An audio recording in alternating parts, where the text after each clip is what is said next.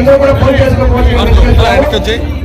Electronic media భోజనం ముందుగా దయచేసి మీరు కూడా ఫోన్ చేసుకోవాల్సిందిగా ఆలోచిస్తున్నాం.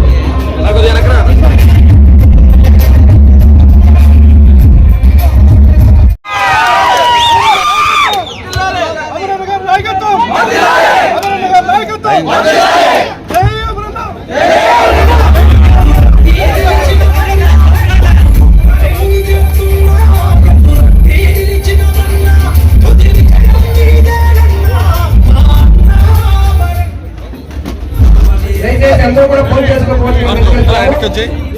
ఎలక్ట్రానిక్ మీడియా భోజనం ముందుగా దయచేసి మీరు కూడా ఫోన్ చేసుకోవాల్సిందిగా ఆలోచిస్తున్నాం.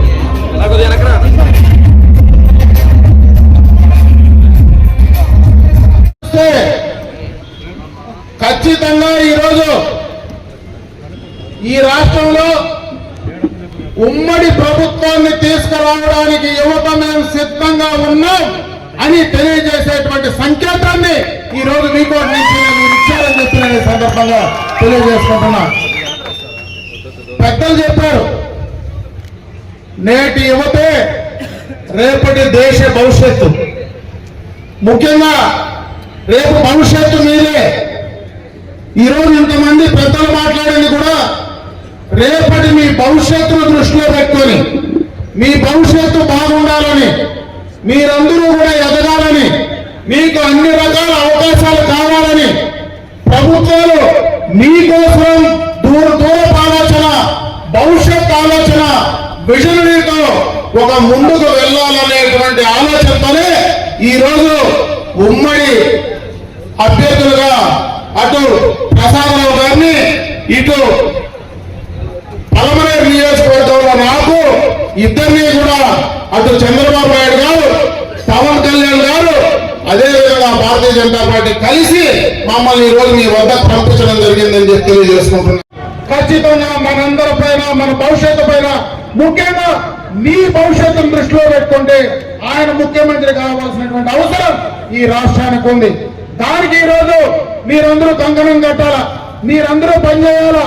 ఆ బూతుల్లో ఏ బూతులు అయితే మేము ఉన్నాయో ఆ బూతుల్లో యువత మొత్తం కూడా బాధ్యత తీసుకొని పనిచేయాల్సినటువంటి అవసరం మీ పైన ఉందని చెప్పి సందర్భంగా నేను తెలియజేసుకుంటున్నా. మీ భవిష్యత్తుకు మీకెప్పుడే అవసరం వచ్చినా, మీకే కష్టం వచ్చినా ఖచ్చితంగా నేరుగా నన్ను మాట్లాడండి, నేను సమాధానం ఇస్తా. మీకు కూడా ఒక అనుమానం ఉండొచ్చు, పార్టీలో చాలా మంది సీనియర్లు ఉన్నారు, వాళ్ళకంటే మేము ముందు పోవడానికి మాకు ఇబ్బందులు ఉన్నాయేమో అని. ఎవరో ఆలోచన పెట్టుకోవద్దండి. సీనియర్లు అందరూ కూడా పైకి పోయి టైం అయిపోతుంది. మళ్ళా రేపు మీరు సీనియర్లుగా ఎదగాల్సినటువంటి పరిస్థితి ఖచ్చితంగా ఉంది. అందుకే నేను చెప్పా, ఒకప్పుడు నేను అక్కడ కూర్చున్నా, ఈ రోజు నేను ఇక్కడ కూర్చున్నా. ఈ రోజు మీరు అక్కడ కూర్చున్నారు, రేపు మళ్ళా మీరు వచ్చి ఇక్కడ కూర్చునే సమయం ఖచ్చితంగా వస్తుందని చెప్పి సందర్భంగా నేను మీ అందరికీ తెలియజేసుకుంటున్నా. అందుకే ఈ రోజు మీరెవరు దానికి భయపడాల్సిన పని లేదు. తెలుగుదేశం పార్టీ మీకు అండగా ఉంది. అదేవిధంగా ఇక్కడ మీకు మనిషిగా, మీ నాయకుడిగా, అమర్నాథ్ రెడ్డిగా ఖచ్చితంగా నేను మీకు అండగా ఉంటాను. ఈ సందర్భంగా మీ అందరి దృష్టికి తెస్తా ఉన్నా. రేపు ఎన్నికల్లో మీరు ఈ యొక్క మండలంలో ఖచ్చితంగా మీరు తీసుకొచ్చే మెజారిటీ, రేపు బూతుల ద్వారా పని చేయాల్సింది, పని చేసేది మరి మీరే. యువత ఎప్పుడు ఏ ఆలోచన లేకుండా మరి నిజాయితీగా, నిబంధనగా పనిచేసేది యువత. ఈ 18 నుంచి 30 సంవత్సరాల వయసులో ఏ స్వార్థం కానీ ఏ ఆలోచన లేకుండా చేయగలిగేది ఆ వయసులో ఉండేటువంటి యువతే. కాబట్టి మీరు ఆ రకంగా పనిచేయండి. మీకోసం ఏం చేయాలో పార్టీ పరంగా, నా పరంగా ఖచ్చితంగా చేయడం జరుగుతుందనేటువంటి విషయాన్ని ఈ సందర్భంగా మీ అందరి దృష్టికి తీసుకొస్తా ఉన్నా. రేపు ఎన్నికలైన తర్వాత ఖచ్చితంగా కూడా మళ్ళా మనం ఇటువంటి సమావేశం ఖచ్చితంగా యువత సమావేశం ఒకటి ఏర్పాటు చేసుకున్నాం. ఆ రోజు మన ప్రభుత్వ అధికారంలోకి వచ్చిన తర్వాత ఆ రోజు మీకు ఏం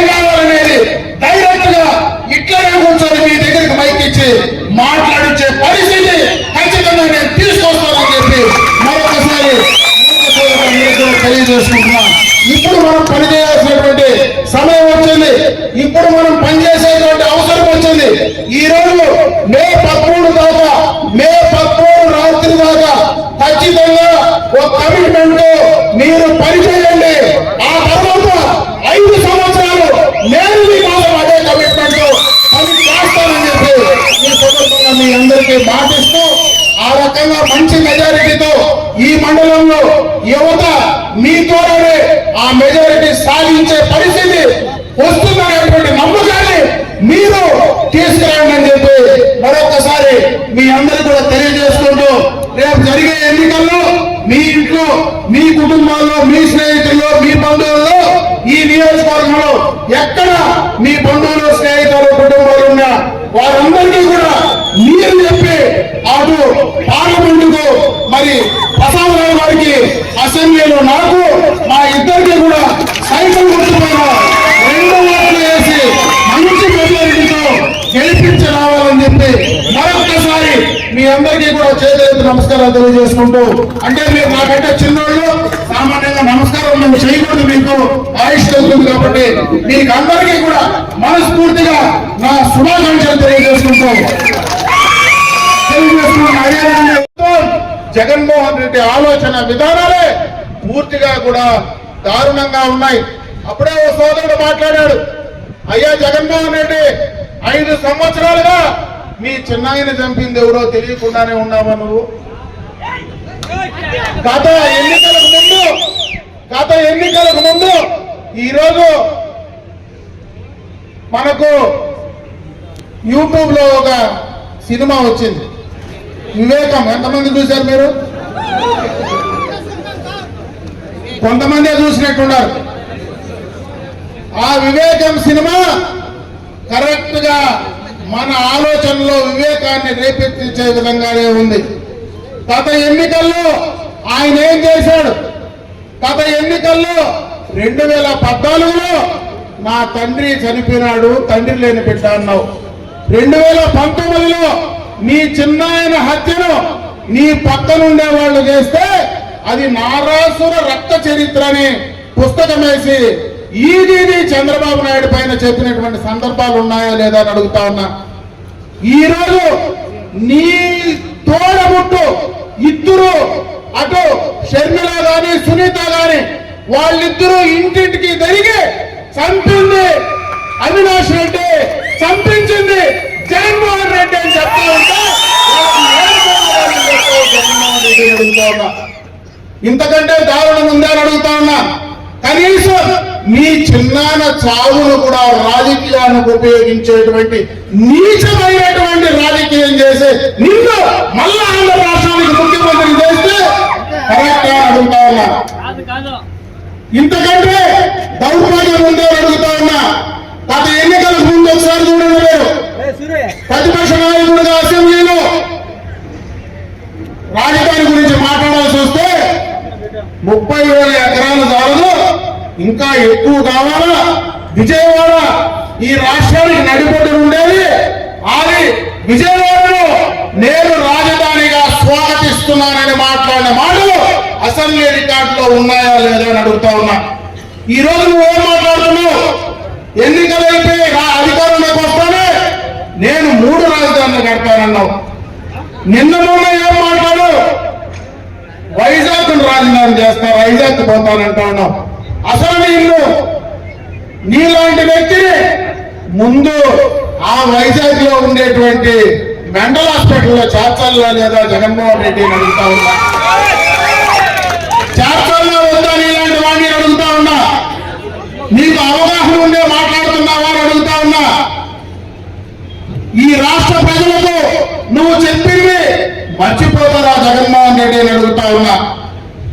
ఎక్కడైనా సిద్ధం సభలు పెడతా ఉన్నాడు, ఎక్కడైనా సభలు పెడితే ఆ నియోజకవర్గంలో వాళ్ళు తెచ్చుకొని సభలు పెడతారు. ఈయన పలమనేరులో సభ పెడితే బెంగళూరు నుంచి తోలుకుంటాడు బస్సులు పెట్టుకొని. మొన్న మీరు చూడలేదేమో, మదనపల్లి సభకు రాప్తాడోళ్ళకి ఏం పని? రాప్తాడు నుంచి మదనపల్లి తోలుతారు, రాప్తాడు సభకు కుప్పం పలమనేరు నుంచి రాప్తాడు తోలుతారు. అంటే నీ సభకు జనాలు రాలేదని ఇంతకంటే అర్థం చేసుకునే పరిస్థితి లేదా? బస్సులు రోడ్లలో పోతా ఉంటే మా కళ్ళు కనపడవా? అన్నిటిపైన స్టిక్కర్లు వేసుకొని ఆర్టీసీ బస్సుల్లో తోలుకొని పోయేటువంటి పరిస్థితి దిగజారినావంటే ఈ రోజు నువ్వు ఎంత భయపడతా ఉన్నావో అర్థమవుతా ఉంది. జగన్మోహన్ రెడ్డిని అడుగుతా ఉన్నా. మీద అలంకరించిన నాయకులు, జనసేన నాయకులు, బీజేపీ నాయకులు, సభ ఎదురుగా ఉన్న నాయకులు, కార్యకర్తలు, జనసేన కార్యకర్తలు, నాయకులు, టీడీపీ కార్యకర్తలు, నాయకులు, అలాగే బీజేపీ కార్యకర్తల నాయకులు, మిగతా యువతకి మొత్తానికి నా నమస్కారం. ఈ ఉత్సాహం చూస్తుంటే, ఇప్పుడు మాట్లాడిన యువతను చూస్తుంటే భవిష్యత్తు ఎమ్మెల్యేలు, భవిష్యత్తు ఎంపీలు కనపడతా ఉన్నారు ప్రతి నియోజకవర్గం నుంచి. ఇది చాలా అభిలషణీయమైన పరిస్థితి. ఎందుకంటే రాజకీయం అనేది ఈ దేశానికి యువతతో రావాల్సింది. యువత వస్తేనే ఫ్యూచర్ డెవలప్మెంట్ ఉంటుంది.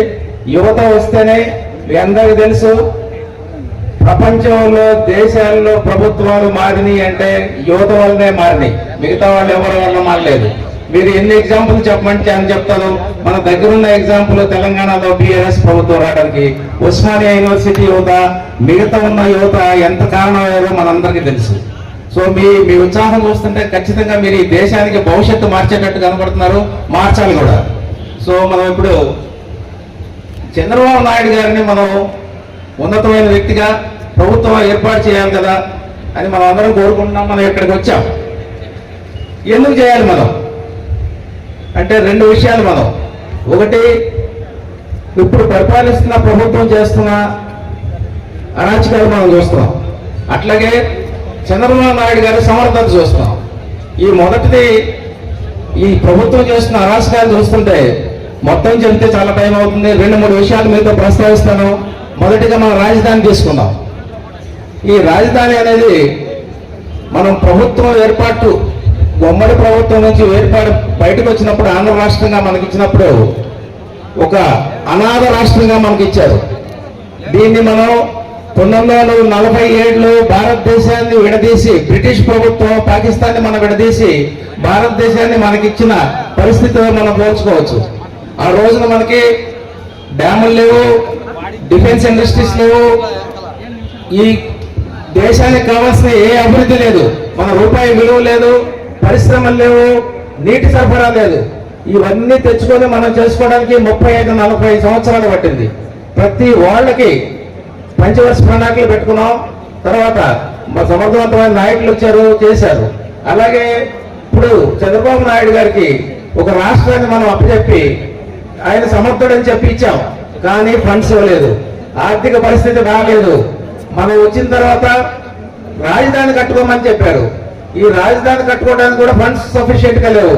కానీ రాజధాని ఏర్పడటానికి మనందరికీ తెలుసు, ఒక్క రోజులో వచ్చేది కాదు, చిన్న రియల్ ఎస్టేట్ కంపెనీ కాదు, లేకపోతే ఇల్లు కట్టుకోవడం కాదు. ఈ రాజధాని ఏర్పడాలంటే డిజైన్స్, స్ట్రక్చర్స్, తర్వాత దాని ప్లానింగ్ చేయడానికే మనకి దగ్గర 7-8 సంవత్సరాలు పడుతుంది. అట్లాంటి శాశ్వతమైన రాజధాని పెట్టాలని సింగపూర్ నుంచి ఆర్కిటెక్ట్స్ ని, స్ట్రక్చరల్ ఇంజనీర్స్ ని, తర్వాత జపాన్ నుంచి తెచ్చి మనకు బ్రహ్మాండమైన ప్లాన్ తీసుకొని వచ్చారు చంద్రబాబు నాయుడు గారు. ఇప్పుడు మనం ఎవరైనా సరే మీరు అక్కడ మంగళగిరి ఆఫీసులోకి వెళ్తే కనపడుతుంటది మనకి. జ్యుడిషియల్ వాళ్ళు ఎక్కడ ఉండాలి, శాసనసభలు ఎక్కడ ఉండాలి, తర్వాత ఎగ్జిక్యూటివ్స్ ఎక్కడ ఉండాలి, వాళ్ళ క్వార్టర్స్ ఎక్కడ ఉండాలి, జనరల్ పబ్లిక్ ఎక్కడ ఉండాలి, పారిశ్రామికవేత్తలు ఎక్కడ ఉండాలి, ఎడ్యుకేషనల్ ఇన్స్టిట్యూషన్స్ ఎక్కడ ఉండాలి, వీళ్ళందరికీ రోడ్డు సౌకర్యం ఏంటి, వీళ్ళందరికీ గ్రీనరీ ఎట్లా వస్తుంది అని బ్రహ్మాండమైన ప్లాన్ వేశారు. మనందరికీ తెలుసు, ఆ ప్లాన్ ఇంప్లిమెంట్ అయితే అందరు ప్రజలు వచ్చేస్తారు. ప్రైవేటు ప్రజలకి గవర్నమెంట్ ఏం చేయదు, ఆటోమేటిక్ మనమే వస్తాం. అక్కడ ఉన్న ఎంప్లాయీకి ఇల్లు కట్టడానికి రియల్ ఎస్టేట్ కూడా వస్తారు. అక్కడ ఉన్న ఎడ్యుకేషనల్ ఇన్స్టిట్యూట్ సప్లై చేయడానికి, పిల్లలను చదువుకోవడానికి మిగతా వాళ్ళు వస్తారు. ఇట్లా రాష్ట్రం రాజధాని అలా స్ప్రెడ్ అవుతూ ఉంటుంది. It is a natural course of development. మనం ఏది ఇట్లా సుత్తేసినట్టు అయ్యేది కాదు.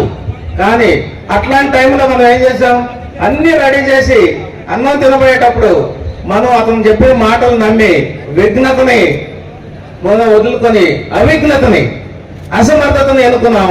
2019లో చంద్రబాబు నాయుడు గారిని ఓడించాం.